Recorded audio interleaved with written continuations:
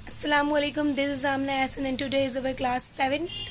Class 7 का topic है pronoun, जो कि दूसरा पार्ट ऑफ स्पीच है, क्योंकि पहला पार्ट ऑफ स्पीच जो कि नाउन था मैं कल एक्सप्लेन कर चुकी हूँ आप लोग को, और नाउन की मज़ीद टाइप्स भी मैंने एक्सप्लेन कर दी है। नाउन पूरा एक्सप्लेन हो चुका है और सेकंड हमारे पास अब आ गया है प्रोनाउन। तो प्रोनाउन की डेफिनेशन निहायत ईजी मैंने यहाँ मेंशन की है कि ऐसे वर्ड्स यानी कि ऐसे अल्फाज जो नाउन की जगह पर इस्तेमाल किए जाएँ तो वो प्रोनाउन कहलाते हैं। इंग्लिश में डेफिनेशन भी इजी है। A pronoun is a word, pronoun एक ऐसा लफ्ज़ है which is use instead of noun, जो नाउन की जगह पर इस्तेमाल किया जाए। मज़ीद मैं आपको एग्जाम्पल के थ्रू एक्सप्लेन कर देती हूँ।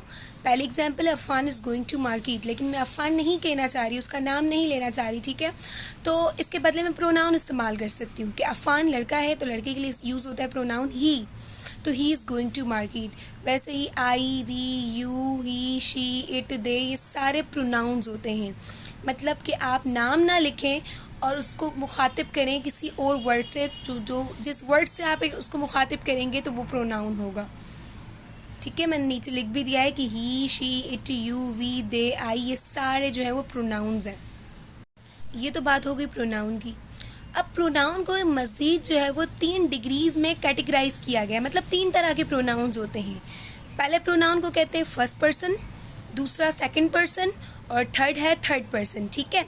तो फर्स्ट पर्सन कौन होगा? बात करने वाला। अब बात कौन कर रहा होगा? या मैं बात कर रही होंगी या हम बात कर रहे होंगे, तो दैट इज मीन कि फर्स्ट पर्सन जो है वो आई और वी होता है, मतलब कि स्पीकर बात करने वाला।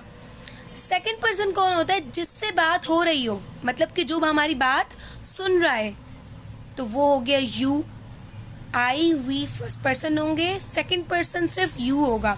और थर्ड पर्सन की बात अगर आ जाए तो वो शख्स जिसके बारे में बात हो रही है, वो चीज़ जिसके बारे में बात हो रही हो, तो ही, शी, इट, दे, ये सारे जो है वो थर्ड पर्सन है। तो आपको ये बात याद रखनी है कि प्रोनाउन में भी 3 तरह के कैटेगरी होती हैं कि first person, second person and third person.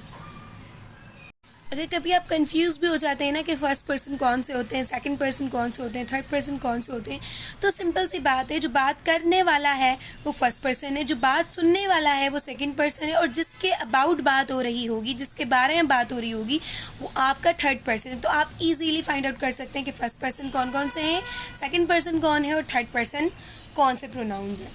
Let's move to our third step. और थर्ड जो पार्ट है हमारा पार्ट ऑफ स्पीच का, वो है adjective. So here is an easy definition of adjective, that is जो लफ्ज किसी नाउन के मायने को वाजे करे, यानी अच्छाई, बुराई, कद, मिकदार या वजन को जाहिर करे, एडजेक्टिव कहलाता है। इजी मीनिंग में वही बात हो गई कि जो लफ्ज किसी नाउन को, किसी इसम को मजीद क्वालिफाई करे, मतलब उसके बारे में मजीद बयान करे, तो वो एडजेक्टिव कहलाता है। इंग्लिश में भी डेफिनेशन बहुत ही ईजी है, word which qualify noun is called adjective. अब आ जाते हैं एग्जाम्पल पर। तो एग्जाम्पल है this is a beautiful car, ठीक है।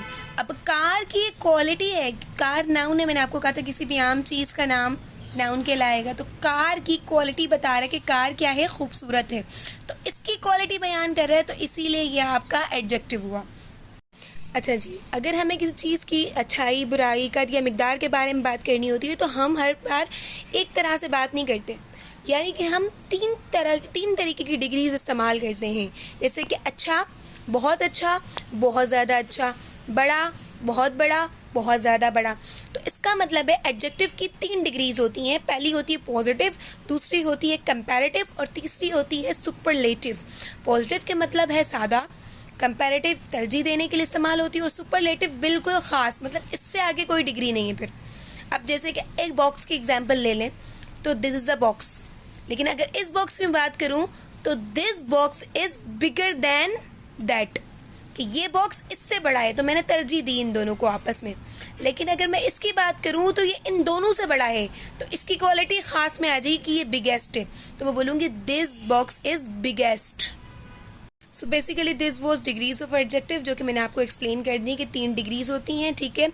नेक्स्ट टॉपिक है हमारे पास वर्ब, और वर्ब की भी बहुत सिंपल डेफिनेशन यहाँ पर लिखी हुई है। वो लफ्ज जो किसी काम को जाहिर करे वर्ब कहलाता है। इंग्लिश की डेफिनेशन पढ़ लेते हैं। A word that shows action, वो लफ्ज जो किसी काम को, किसी एक्शन को जाहिर करे, मतलब कि उसमें हमारा बॉडी पार्ट कोई ना कोई मुलव्वस हो या कोई ना कोई काम हो रहा हो, तो वो आपका वर्ब होता है। वर्ब को पहचानना बहुत इजी होता है क्योंकि उसमें किसी भी काम का करना या होना या सहना पाया जाता है। ठीक है, for example walking, watching, talking.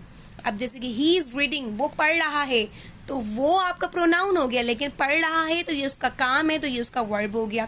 She is crying, वो रो रही है, तो वो आपका प्रोनाउन हो गया, जबकि क्राइंग जो है वो आपका वर्ब है। आई गो टू स्कूल डेली, मैं जाता हूँ स्कूल। स्कूल आपका ऑब्जेक्ट है, आई आपका सब्जेक्ट है, यानी कि आई प्रोनाउन है, और गो जाना, तो जाने में आपकी टांगे यूज होंगी, एक्शन होगा, तो गो आपका वर्ब है।